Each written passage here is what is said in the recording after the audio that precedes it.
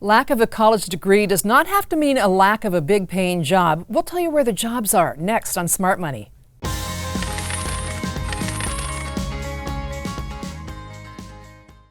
Welcome to Smart Money. I'm Pat Boyle along with our host, Julia Anderson. We're so glad you could join us today. Now, a college degree is not the only path to a decent paycheck, and we're going to talk about that right now with Julia. Stacker.com has come out with a list of what the big money jobs are, and we have the Portland, Vancouver list for you. Stacker.com, in case you're not familiar, is an online company that's in the business of data analysis. So, Julia, how did they come up with the lists, and are the jobs, can you make serious money on day one, or work your way up? If you go to Stacker.com, you're going to find that they have lists for everything from best hotels to best deals here, best deal there. It's a subscriber service, but they do throw out a few little teasers for you, and one of them they put out not long ago was on top paying jobs by city, large city, around the country that you can get without a college degree. And so we have our list in Portland. They use Federal Bureau of Labor Statistics information to glean out this information. The Bureau of Labor Statistics looks at job categories, what they pay hourly, annual pay. They look at tax returns. They look at a lot of different things to come up with a list. The actual list on Stacker.com for the Portland area has 50 jobs listed that you can get without a college degree that are relatively decent paying. Well, we don't have time for 50. We're going to go with the top 5. So let's start at number 5. And I think what was interesting to me looking at the list, several of them deal with law enforcement. And I just wonder, do you have to work your way up the ladder, or how does that work? Well, sure. So we'll start with number 5. Number 5 is not law enforcement. It is transportation, storage, and distribution managers who can rake in $100,380 a year for those jobs. And I'm guessing that you will find distribution managers at distribution centers by Costco, Amazon.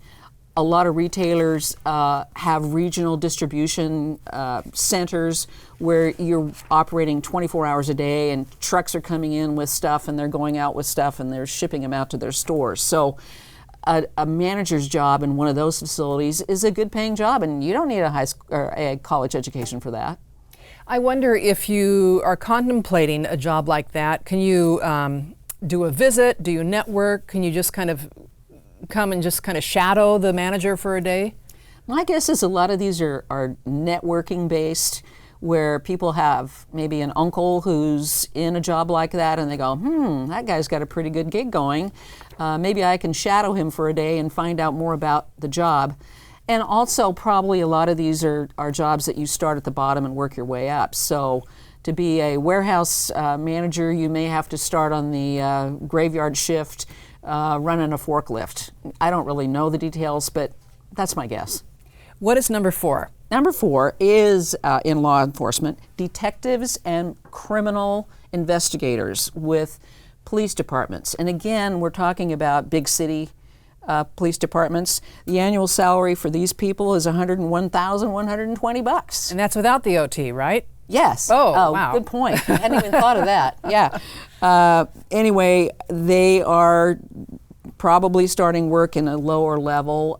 Maybe you go to the police academy and work your way up to a detective or a criminal investigator. But we know that police departments all over the country are looking for people. They need to hire more people. And so there may be a quicker route into better paying jobs. I've known police officers, and I think one of the things about police work, they're good in Portland, there are good unions and you have good benefits and you're able to retire from that job earlier and maybe even have a second career. So that's absolutely. There's a lot of pluses about joining the police force. One of them is you don't have to have a college education. Yeah, military background helps though, right? For sure. All right, number 3? Number 3, first line supervisors at correctional institutions. And again, I'm thinking they're probably at larger operations, but being a supervisor at a prison pays $105,640 a year on average. Wow. Yeah. Now, I wonder how they recruit people, because I think if you are not going to go to college and you want a good paying job, I don't know that that would come to the front of your mind just naturally. Yeah, who would say, well, I want to be a prison manager, supervisor, whatever. I don't think anybody thinks about that. So I think in this case, definitely, if you've got somebody in the family that's in a job like that and you know how much money they're making, you probably are going to be more interested in it. But, there's a lot of training involved probably as well. Class work, all kinds of things go into being a part of a prison management system. And Salem would be a good place. There are prisons there. Yeah. Number 2, supervisors of police and detectives. There we go, law enforcement again. 3 out of the 5 top jobs in the Portland area related to law enforcement, either prison management or frontline detectives, investigators. So this job, number 2, first line supervisors of police and detectives, I'm guessing that's shift work again. They're running 24/7 for sure. So you've got to have somebody back at headquarters that's delegating the resources where they are most needed. Those jobs pay $121,960, almost $122,000 a year, without overtime. Wow. It would be interesting to know if there's a difference in recruiting success between Vancouver and Portland Police. Portland's been in the national spotlight a little bit more. And what is their recruiting elevator speech, and which is more successful? I don't know. I'm not expecting an answer, but I'm just pondering here. We probably ought to have somebody on that could talk about that. We could go back to each one of these jobs on this Stacker.com list and bring somebody in that actually is in that industry and could talk more about what it takes to get a high-paying job in an area that people may not really understand or know about. And the number 1, power distributors and dispatchers. Now, what kind of background would help you out there? I don't know.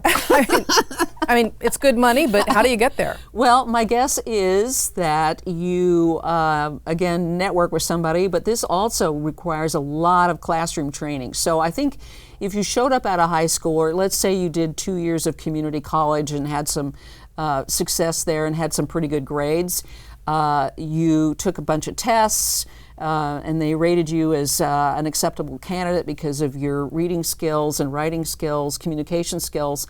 Then they bring you on in a training program where you're going to go into a classroom and get a lot of training around how to send electricity to different places and avoid brownouts. So it's a huge job, and it is the number 1 paying job for something without a college education, and it's $130,000 a year. Wowzer, that's a lot of money. I noticed that a lot of these seem to be male-dominated. What does that say to you? It says that men tend to gravitate towards some of these industries, whereas women may be looking at more teaching, nursing, things like that. They pay well, but not as well as these top jobs. There's unions involved. There's a certain hierarchy where you start at the bottom and work your way up. A lot of things that are more challenging for women because they may be part-time or have kids at home or whatever. So, yeah, they're male-dominated, but I think there's a lot of opportunity with the job market being so tight that employers are going to start looking at a much broader group of people in terms of diversity and all of that in order to bring good people into the jobs. When you were looking at the Stacker.com list, did you check out Seattle? Do we have the same top jobs as Seattle? We do.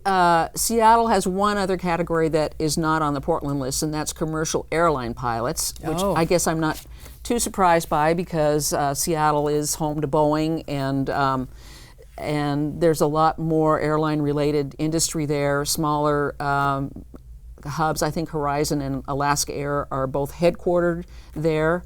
So commercial airline pilots, I should have a list there, but I think it's around 130,000 is the average.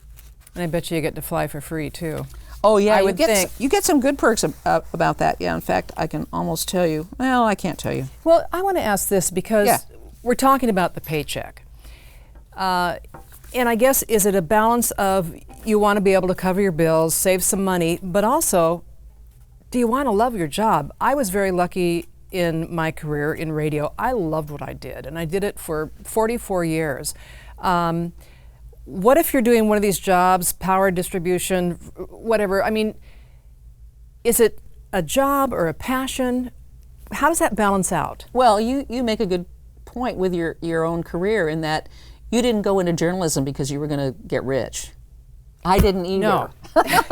For me, it was either teaching or journalism, and for a long time, I felt like I was really winning with journalism because I was making a little bit more money than those poor teachers. But then at the end of it all, the teachers have a really great pension, which isn't necessarily going to be there in journalism. But absolutely, Pat, I think you and I both agree that you've got to really be interested in what you want to do as a career, and the money is important. And yes, there's ways to get ahead without having a college degree. I think a lot of people have been burned by student debt that they cannot pay off. So I think more young people are looking around for ways to get ahead without the student debt. And the Stacker.com list was kind of a good starting point, I think. Yeah, I mean, those are some really meaty jobs. Now, beyond the Northwest, would the column still be about the same, the top 5, or does it really vary region to region? You know, I did not look at all the cities in the U.S., but my guess is they're probably similar. I know that police work, criminal investigators, and dispatchers, and that whole category, I think every city in the country is wanting to hire more of those people, and they're paying a lot for those who are sticking with the job. All right. Anything else? I don't know what else. Oh, actually, here's a few more jobs that don't pay that over $100,000 annual rate, but they are still pretty good paying. These are all between $65,000 and $82,000 a year jobs, and some of them are more geared toward women. One would be an insurance agent. Their average pay is $82,000. Another is a claims adjuster, examiner, or investigator. You know, when we put those dents in our car, somebody has to go and write up the claim for how much the insurance company is going to pay or not.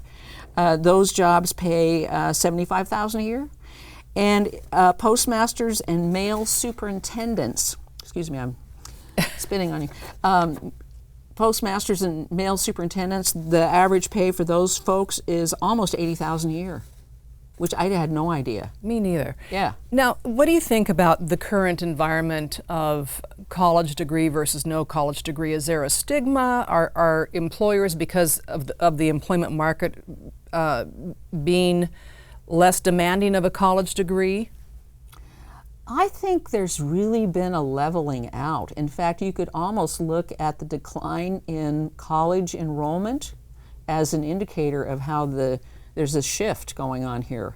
That, no, I don't have to go to college. I can still make a good living and pay my way in the world by doing X. I mean, you can join the military and they'll train you for whatever, like being an air traffic controller, and you either give them back some time after you've gotten the training, or you can just go in the military and they'll help you go to college later. There are ways to avoid debt, ways to get ahead without that lovely college degree. So I think there's a lot of rethinking going on in that area. And there are some companies who, as you are employed by them, they will help you with your college degree. They will train you. I have a grandson who's going to high school right now. He'll be a senior next year, and he's interested in engineering, and found out that Boeing will pay your way to college to get an engineering degree if you go to work for them.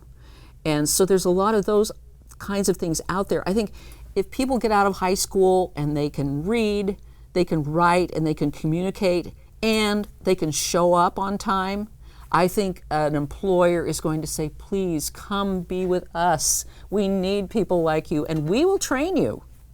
And isn't that surprising that showing up on time is one of the things that should be surprising? True, that is true. Showing up on time and every day. 10 minutes early is good. That's 10 my minutes. I was never 10 minutes early. 5 is fine too, Julia. Anyway, this list is at Stacker.com, and if you want to check it out for yourself, that and other lists galore, and you have time, Stacker.com. Right. Thank you. Thank you. For more information, go to my website at 60andsingle.com.